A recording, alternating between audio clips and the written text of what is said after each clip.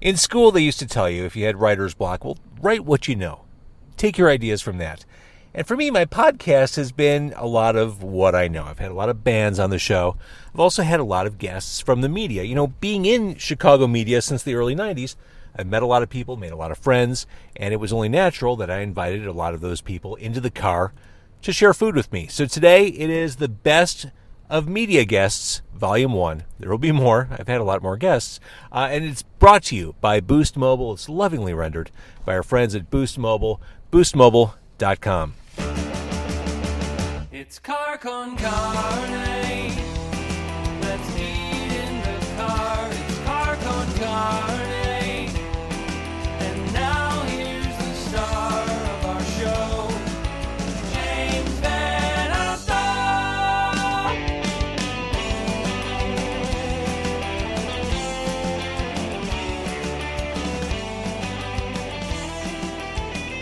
So like I said, it's the best of media guests, Part 1, Volume 1. There are a lot to get to. I just wanted to blast through a few this week. Fun guests, a nice variety, a cross-section of people who've been in the car. And I wanted to start tonight with my first and really only remote broadcast guest. I was in San Francisco on business at the end of 2016, and I knew that Matt Pinfield lived out there. Now, Matt, you probably know or remember as the host of MTV's 120 Minutes for years. He was, for a lot of people, the source of new music. He was credible. He was clearly into the music. He was friends with all the bands. And he has this unmistakable, gravelly, deep voice. So when I went to San Francisco, I made a plan to get together with Matt over cheeseburgers, which we ate in front of his house in San Francisco. And we started by talking about just Matt's role on MTV. I was a messenger. You know what I mean? Like, I feel I've always been the messenger. And one of the things I've said is I'm a music enthusiast, not a music elitist. Right, and that is a clear difference. Because you know those people who are snobby and pissy about how much they know and what they know. Yeah. Not you. Who cares? I mean, you know what that, and like, I just look at that and $5 will get you a venti coffee at Starbucks. Exactly. Actually, it won't. But it won't. Probably not. I go for the iced quad venti, which is like a $6 drink. It's stupid, dude. That leads me to something that bugs me. And I'm thinking you'll agree with me. This idea of guilty pleasures. You're talking about music elitism. I used to think maybe in the 90s when I thought it was too cool for school, working at Q101 or whatever, I believed that things were guilty pleasures. Now that I've gotten older and smarter, it's just stuff you love. And it is. And you know, it's funny. There's the thing in the book, which I love because I'm in a band, as a teen in the 70s, young teen, playing the teen dances for, junior high school. Sweet. In Jersey, right? And we're doing Bowie, Aerosmith, Kiss, even Roxy Music of Van Morrison, believe it or not. And then I could just BTO, whatever it was. And it's really funny because when you're a kid, you're so much more self-conscious. So I remember buying the ABBA single SOS, which is their best song. Yeah, it is. That builds a great momentum. It does. Uh-huh. Beautiful. The production. The Mad Caddies version of that is awesome. It is. Mad Caddies killed it, right? It's a great song. But when I was a kid, I'd put the window down. I don't want nobody in the neighborhood to know I was listening to ABBA. As we continue down this list of Best of Media Guests, Part 1, let's move on to Johnny Mars. If I haven't mentioned it yet, I'm James Van Alstyne, and for a brief moment in time, I worked at WXRT. And the job I took, I had two different jobs there. I was the music director, but more prominently or more well-known, I replaced Johnny Mars on XRT. It was an interesting time. How long did you last there? What were you there? Johnny. I mean, don't mean it that way, It was 9 months. I'll never forget, they cut you loose, then they had a staff meeting, and I was invited not to attend. Norm said, well, we are like family, and we just need to kind of come together, understand what's going on. Here it is. They cut you loose. I'm coming in. Rather than, say, okay, here's what's going on. We're all together now. Here's the new plan. I was on the outside the entire time. I didn't know that part of it. Oh, the entire time I was there, I felt like I was crashing a party. And it's funny, I got the job at XRT. I'm thinking, wow, this is great. People at XRT are there for decades. I'll grow old at this place. Didn't work out that way. Yeah. And oh my God, replacing Johnny Mars in time slot only.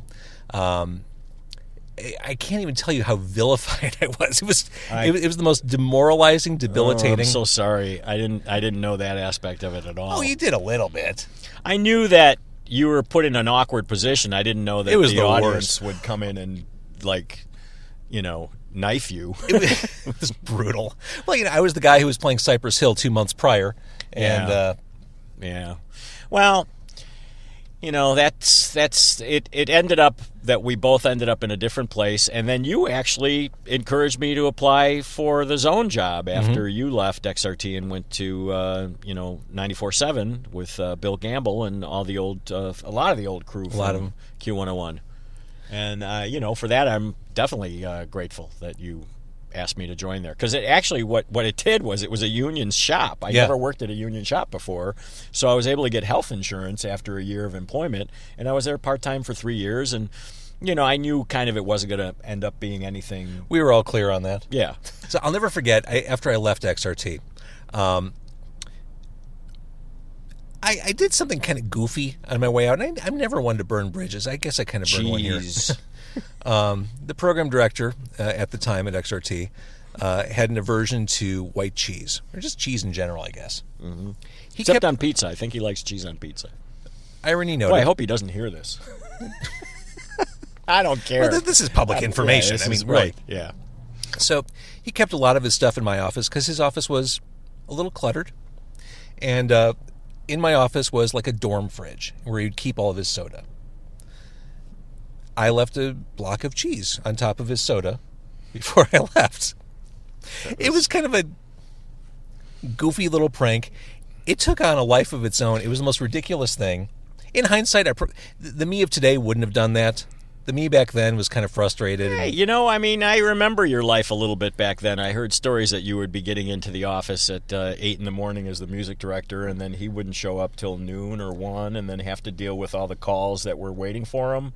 And you were sitting there waiting for a music meeting to happen. It didn't happen till like 3 or 4, and I think you had one new baby at the time, or were Correct. waiting. Oh no, I was at that point. I had a baby months away. It was imminent. Right. And you were going home to have dinner with your wife and then having to come back and be on the air. It was so great. you were there from 8 in the morning till it sounded like my El Paso job.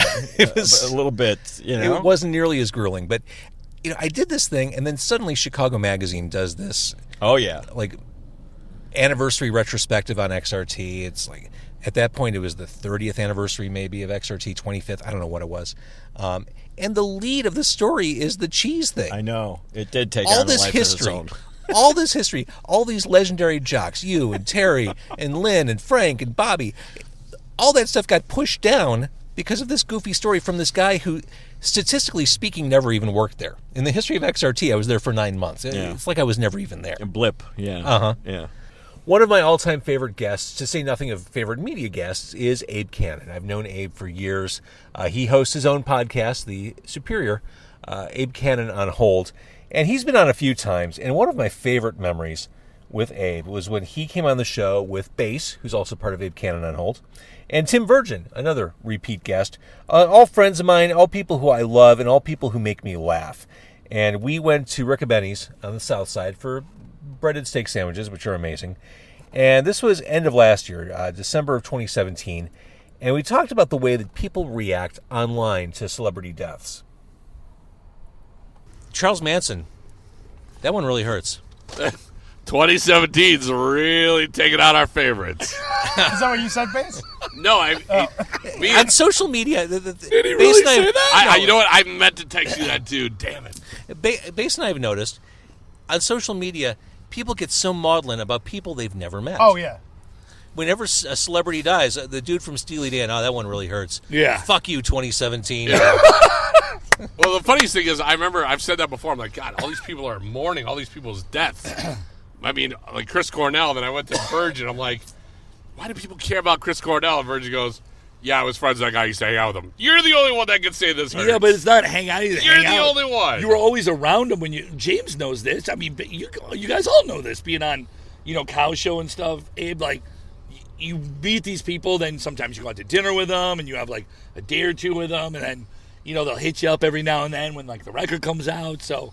No. It's not like I was hanging out. No, that doesn't happen to any of us. Yeah, Sorry. That's never happened to me. Not once. The only person who's like to me is the wrestler X-Pac. This is my 17th And that's year not in even radio, true. That's a lie, too. And the only person I ever got hit up by was the roadie for Fall Out Boy. No, you got hit up by Exhibit. You got hit up by Exhibit. Exhibit likes you, bro. And That's Sendog. true. Sendog from Cypress Send Grove. Dog. I was even worked with Sendog at the record company. Anytime Sendog He won't even know my name at this point, but he knows you, though. He always texts Bass. Yo, Bass. He knows, but yo, Bass, what's up? Shitty bar for an after set. Yeah, man, you want to roll up one for, come one for the, Come on through, Fair Bass. enough. No, but the fake outrage when someone dies. Like I never post anything when someone dies. And like if my family member died, how come these people don't give a shit when their uncle dies? But when who just died? Did Skippy? David Cassidy. David Cassidy. Charles Manson. Yeah. I remember watching TV and seeing David. It was just like one of my little brothers. Damn you, 2017. You're with the Angels now. It's because of Rest in you I glory. decided to get up and become an accountant. Rest in glory, Now, my I don't brother. want to say anything right now because now I'm going to go back and look at my Facebook page just in case I wrote anything. Dimebag Darrell, rest in glory, my brother. Yeah, brother, it's been 13 since we've seen you. Oh, that's the worst. Yeah. That's the worst. Yeah. Bro, it's been 19 years since I lost Dime. Shut the fuck up. You didn't lose Dime. He doesn't give a shit about you. Rest in glory, my brother. I know he's up there right now. No, if this whole heaven and hell system works, Dimebag probably didn't make it upstairs. Yeah, Right. probably I'm just guessing. He might have. Who knows? At best, he's hanging around in that purgatory floor. Exactly. At best, he's in Waiting purgatory. for his number. He's at purgatory with Kurt Cobain and John Ritter or some shit. Trading off heroin needles. He's not upstairs. He's hanging out with Lane Staley right now. How did John Ritter end up with Kurt Cobain? He was all that was wholesome and cute. Don't ask. He And by lived- the way, he lived with John, two girls. you were special to me in my heart. That Three's Company episode where Some you creep is and walking up on us. This guy I know done? that guy's walking up. He's in all army fatigues. Yeah, he's got fatigues. Oh, your Outside of Chicago, shit. home of I bread and I steaks. just realized Tim's Hold on. windows. I gotta roll the window up. Home That of bread and dude. steaks and carjacking. When you're wearing all forest camo in the Maybe we should city. move the car. Best of Media Part 1, Car Con Carne. I had a lot of media guests and friends come to my car to eat food and chat. And back in mid-2016, Amy Guth joined me. Now, Amy is a well-known force of nature in Chicago media. For years, she was the general manager of the Red Eye newspaper. You've probably heard her on WGN radio through the years, countless television and radio appearances. She most recently was elevated to the head of the Midwest Independent Film Festival. And back in June of 2016, we talked about her documentary work with her taking on online harassment. And we'll get to some of that conversation. But first, puns. Amy Guth is sitting shotgun, a return guest on Car Con Carne. And Amy, you have so much going on. I figured we would talk about it over scones. Yeah, and as coffee. one does. As one does. We're at a place called Scone City, which is an entire city fashioned from scones. And it is a source of endless puns around the word scone. When we decided to go here, there was a pun exchange. Scone loke was my favorite. Thank you. Although, full credit to you for Scone Thugs in Harmony. Yeah, that was a good one. And at some point I'm going to rework the entire lyrics to Alone by Heart to be about scones. Scone Ranger. Right. Scone Crawford. I bet law enforcement doesn't know what to do with this. They don't, and that's the issue. If you get up to a high level cybersecurity person, that's fine. But if you're terrified, you print out your tweets and you walk into a police station, nothing is going to happen, most likely. They'll say, we'll keep an eye on it. Yeah, if anything else happens, make sure you let us know. And sometimes that next thing that could happen could be you getting beheaded or raped or whatever, and that's terrifying. And so there's a law enforcement piece, but I think the narratives around it are really the big piece, because if the message that we keep sending is this is the normal thing, and if you can't handle it, don't be on Twitter. Don't participate. And that's where I call foul, because everybody has a right to participate with the expectation of relative safety. A little bit of Car Con Carne history. The show started years ago with a friend of mine, 4 years ago, with a friend of mine named Mike Bratton. And the idea was we wanted to do a barbecue podcast. We thought we would just go to different barbecue restaurants every week, record the show, and just kind of BS. Of course, there aren't that many barbecue restaurants, but also we learned that if you record inside a restaurant, there's so much ambient noise, it sucks. So we had the idea to record the show in my car. Well, long story short, Mike moved to New York. He's a voiceover artist. He's closer to agency work. And that left me figuring out what to do next with the show. And I decided I wanted to keep doing it. I loved the idea of Car Con Carne. And with Mike gone, I transitioned to this concept of just having a different guest every week at a different restaurant. And my very first guest, as I kind of relaunched and rebranded Car Con Carne, this was in November of 2015, was radio compadre, is that the right word? A radio colleague, friend, Alex Quigley. And we talked about album sales. It's so funny. I watch album sales, and I watch what goes on in music on a regular basis. You mentioned Versus. I remember when that came out, debuted, sold like 1 million copies right out of the gate. Can you imagine, in your wildest dreams, an artist being able to release an album first week, selling anything more than 25,000 copies? You mean like a new artist? Yeah, or any artist. It can't be done. It would take... I bet you if Taylor Swift really tried to make it happen, she could make it happen. It would not to 1 million. It's changed that much. It would be something like where she doesn't even like give anyone anything, and you have to buy the whole thing up front. It would take someone who's worked their entire career to reach the apex of the music industry, and a giant stunt. Yes, to even get close. You're right. And here's the thing: to be certified as a gold-selling record, you need to sell 500,000 copies of an album. Mm-hmm. It's at the point now where for an artist to hit gold, it's almost like being a Scientologist and going clear. It's one of those things you've heard about happening. You think it might be attainable, but it just doesn't happen. Congratulations, Katy Perry. You've reached OT level 6. One of Chicago media's biggest rock stars, I mean, true rock stars. He walks in a room, everyone knows who he is Mancow. I've been to lunch with this guy, and it's stunning. Sitting at the table with him, just people rubberneck and crane, because Mancow is who he is. He is a larger-than-life personality. And we went for hot dogs. It was May of 2016. And we talked for so long, I had to break the episode up into 2 parts.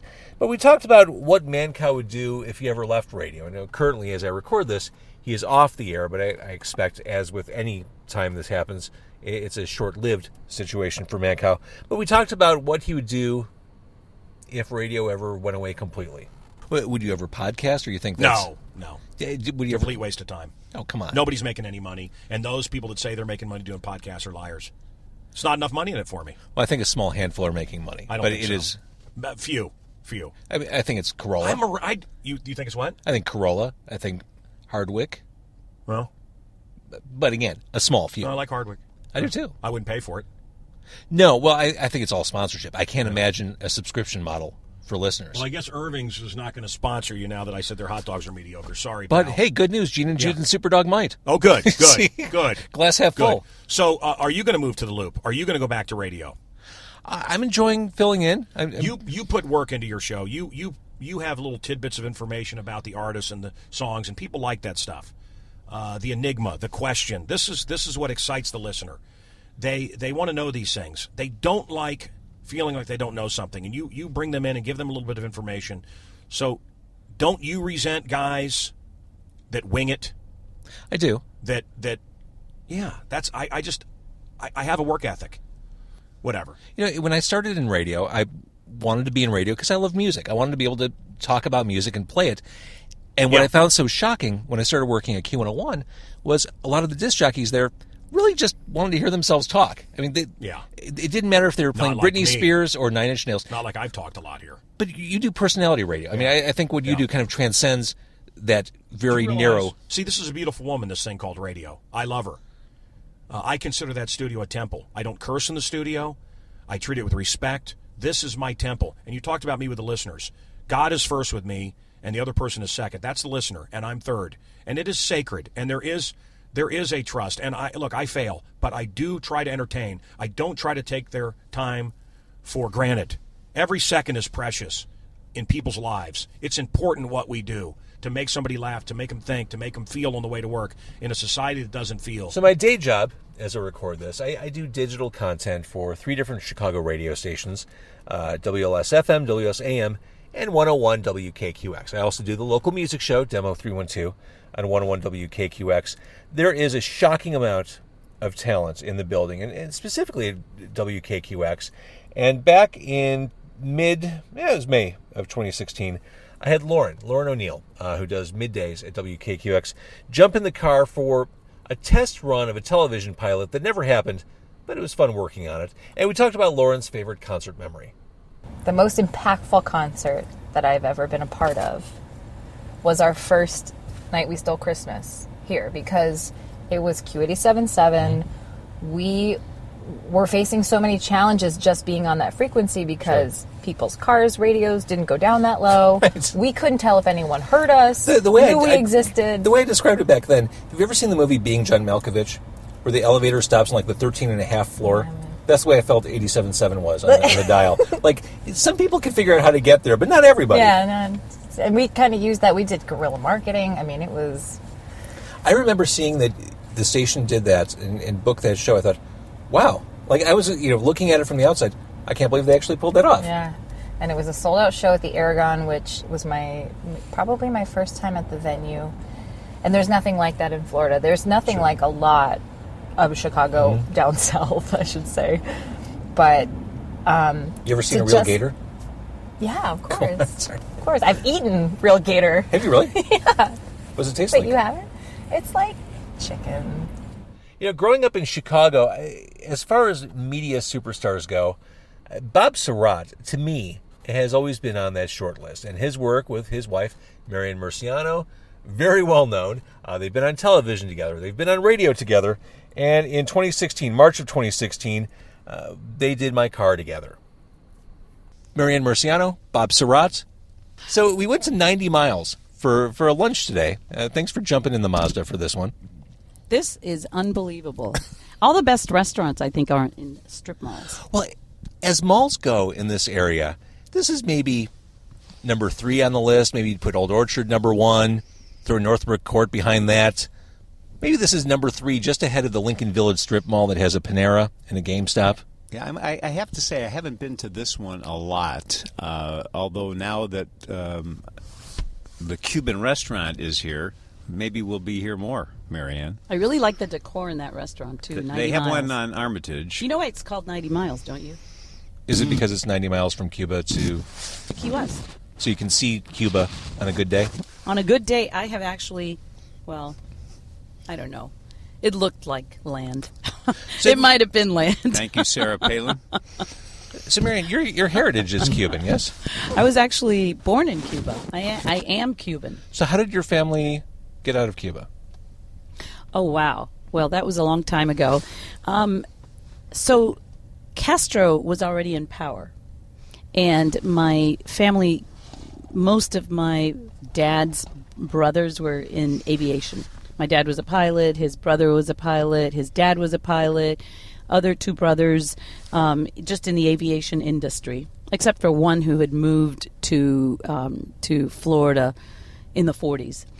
And so what happened is that all the businesses were taken over. They were nationalized, by the government. And so it is called Cubana de Aviación. That's the company that he worked for. It was the only airline in Cuba. And in order to, first of all, you couldn't leave the country. They closed the borders and you could not leave. Hence my question. And so what they did is they planned a huge escape.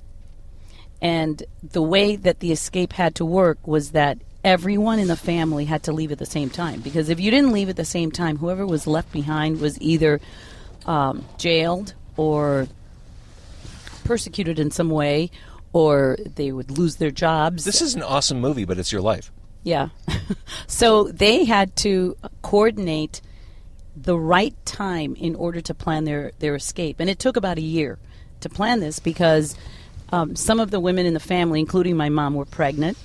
And they didn't want to leave until they had their kids because they didn't know what they would find for real in terms of hospital care and all that. And they didn't. I bet wanna, they were frightened. I mean, that sounds terrifying. It's scary. Imagine you're pregnant and you're gonna have a baby soon. Maybe your third. In two cases, my mom's case and her sister-in-law, their third child, and they just thought, no, the child should be born in Cuba. Then we will take off. So when all the women were done having babies, the last ones were on December 4th and December 5th. And within the next month, all the brothers left with their families.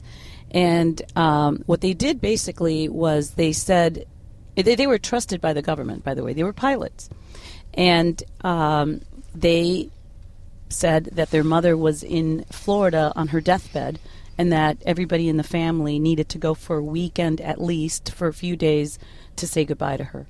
So little by little, on different flights, within a span of a couple of weeks, everybody left. And that's it. The best of media, Volume 1 on Car Con Carne. Thank you so much for listening. If you like this show, please feel free to share it. Tell a friend. We are on iTunes, Google Play Music, Google Podcasts, Stitcher, anywhere you find podcasts. I think I'm still on iHeart, right? iHeart and TuneIn, yeah. And there, carconcarne.com. Thank you again for listening, and thank you again to all my media friends for playing along. And the podcast is all brought to you by Boost Mobile, naturally.